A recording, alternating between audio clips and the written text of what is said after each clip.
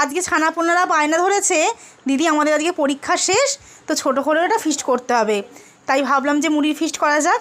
তো সবাই মিলে হচ্ছে মুড়ি আনা হলো। কেউ বাড়ি থেকে শশা এনেছে, কেউ পেঁয়াজ এনেছে, কেউ লেবু এনেছে।